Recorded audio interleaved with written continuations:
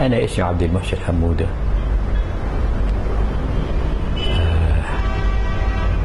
أنا رئيس الطليعة الوفدية،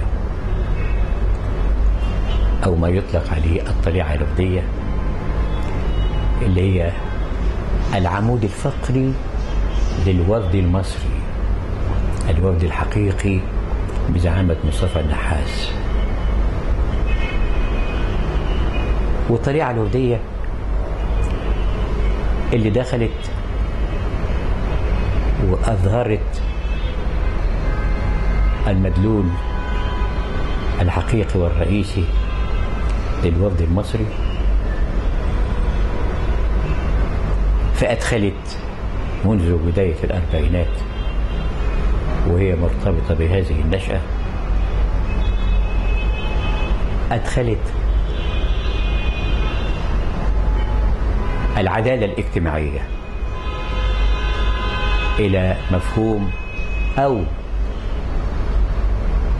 إذا تجرأنا وقلنا إدخال على البرنامج الوفد العدالة الاجتماعية،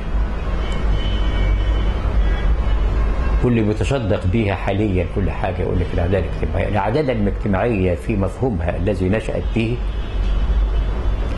هي عدالة الخدمات، التعليم، الصحة والإسكان والمواصلات.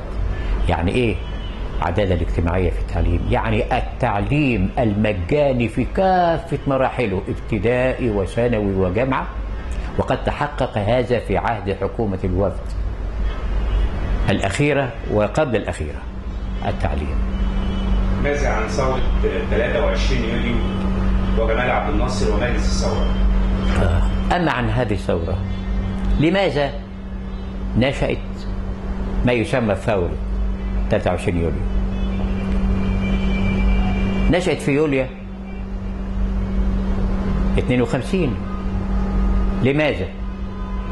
لأن سابقها ب4 أشهر كانت مصر بتعد ظاهريا لاستعادة وضعها الحقيقي من ناحية الحكم. من يناير، فبراير، مارس، أبريل، مايو 52 تبدلت الوزارات ذات الشهر الواحد للإيهام بإعادة حكومة زعيم الأمة مصطفى النحاس التي حرقت القاهرة من أجل أن تبعد وزارة مصطفى النحاس في 25-26 يناير 52. فأبهم مجتمع خلال ال4 أشهر اللي قلت عليهم دول إن دول بتهيأ لإعادة حكومة الوفد التي أقيلت بفعل المؤامرة. ولم تكن مؤامرة للإعادة، كانت مؤامرة لتغيير وجه مصر تماما، بتغيير وجه المجتمع من المجتمع المدني الذي ابتدنا عليه طيلة قرنين من الزمان، ليحل المجتمع الذي يحكمه العسكر لأول مرة في تاريخها الحديث من أيام محمد علي لغاية دلوقتي. فنفاجأ ب 23 يوليو إن حصل انقلاب. انقلاب إيه؟ انقلاب مدني. انقلاب إيه؟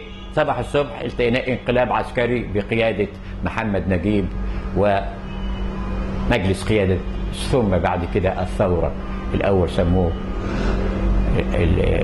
الحركة، قبل منها مش عارف تجرأوا إنه يسموه انقلاب ولا لا. المهم فرست في ذهن الناس حتى هذا اليوم بأنها ثورة 23 يوليو. جات لي 23 يوليو لتأكيد أن المجتمع تغير من مدني إلى عسكري، وأن ما نفعش فيه التطعيم المؤقت لتهدئة الناس لبعد حكومة مصر وحكومة الوفد عن الشعب المصري، واستقر. ده ليه؟ لأن وزارة مصطفى النحاس الأخيرة أو الخامسة خلال ربع قرن من زعامة مصطفى النحاس، الوزارة الخامسة كانت قد ألغت معاهدة 36 بنضال تستر وراء اللؤم والمكر، وأستطيع وأتجرأ أن أقول لأول مرة لؤم ومكر مصطفى النحاس كيف يلغي المعاهدة.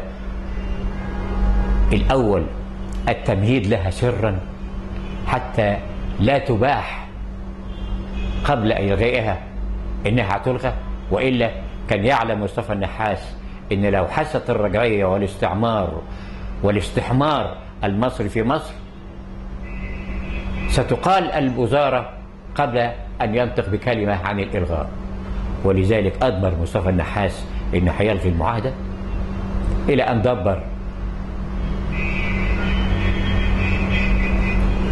في أواخر يناير 26 يناير آسف أنا سبقت الأحداث.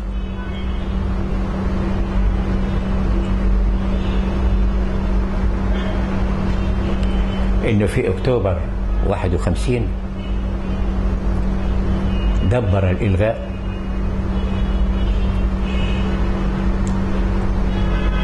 ودبر خطة إلغاء المعاهدة، ودبر الخطبة، ولم يفصح عن موضوع أو اسم هذا التدبير إلا بكلمة واحدة بس لراجل اختاره فعلا قبل التنفيذ بدقائق،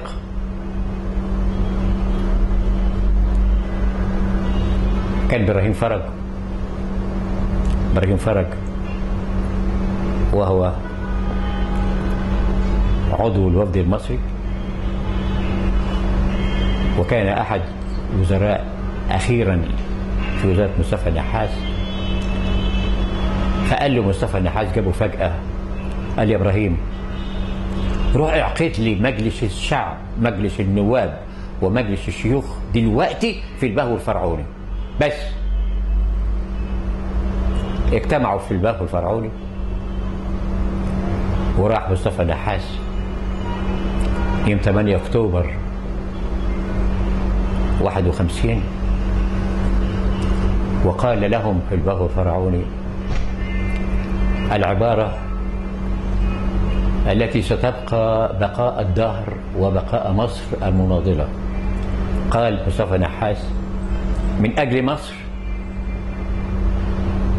أنا وقعت معاهدة 36، ومن أجل مصر أطالبكم اليوم بإلغائها. قامت القيامة، انتفاضة داخل 4 جدران في البهو الفرعوني في البرلمان، وطير الخبر إلى الخارج، فقامت المظاهرات لعدة أيام كللها مصطفى النحاس بالمظاهرة أو المصيرة، أو بمفهوم هذه الأيام سموها ثورة بقى، ثورة في ميدان التحرير، طز ميدان التحرير والشوارع المنسحبة منه والمؤدية إليه، ويتزعمها داخلها مصطفى النحاس لتكليل إلغاء المعاهدة. وكان ذلك اليوم يوم 13 نوفمبر سنة 51، وهو اليوم التاريخي النضالي اللي قامت فيه ثورة 13 نوفمبر، كان يحتفل به مصر والوفد سنويا. ماذا عن المؤامرة وأنتم أبناء هذا العهد؟ تصوركم لما حدث، ومن المسؤول عن حريق القاهرة بعد ذلك؟ ولذلك أنا أطلت في هذه المقدمة عشان أقول المؤامرة. ولغيت المعاهدة، وإيه وسيلة إلغاء؟ ولغيت على الورق، وفتح مصطفى النحاس مخازنه، طلع السكاكين وطلع المسدسات والمدافع والبنادق والديناميت وكل حاجة، ومرن الشباب عليها في الجامعة وغيره عدة أيام، وسلمها لهم وقال له روحوا طلعوا الإنجليز من القناة. وهنا بدأت معركة الكفاح المسلح الأولى والأخيرة من أجل تحرير مصر هذه الأيام. واستمر هذا الأخذ والعطاء، الكفاح وجمعيات تحرير وإخراج الإنجليز في مدن القناة في الإسماعيلية بالذات، إلى أن بلغ الصدام مداه، فحرقت القاهرة لحرق مصطفى النحاس 25 26 27 يناير، الفترة اللي حصل فيها هذه الانقلابات. طيب، ولم يجرؤوا لحرق القاهرة وانتظروا حتى يعلن النحاس الأحكام العرفية لهذا الحريق. وما هو هذا الحريق؟ 7 8 مباني في مصر تقليدية، سينما وبعد تشكيل وده وده وده. دلوقتي بتحرق القاهرة بمدنها الكاملة، والنظام يبارك ذلك ويستمر. المهم، كان هذا السبب في فرض الأحكام العرفية وإقالة مصطفى النحاس يوم 25 يناير. ومن هنا جاء 25 يناير المسمى دلوقتي ثورة، ده مأخوذا من هذا اليوم السابق له. المهم، أقيل مصطفى النحاس بعد أن حرقوا له القاهرة. وكان من الذي حرق له القاهرة؟ من الذي حرق له القاهرة؟ الذي حرق القاهرة هو الذي أتى بالانقلاب الذي يلي الحرق. لم يأتي يوم 27 يناير، ولكن ظهر وأعد له واستحضر واستكمل خلال 4-5 أشهر. جت في 3-4-5 وزارات، كل منها شهر، ما بقولك في ساحة طريق لإعادة حكومة مصطفى النحاس المقالة. وبدل أن يمتن الحكم المدني ويستعاد تخريسه أو ربطه بالخرسانة، ربط بانقلاب جديد على حكاية مصر.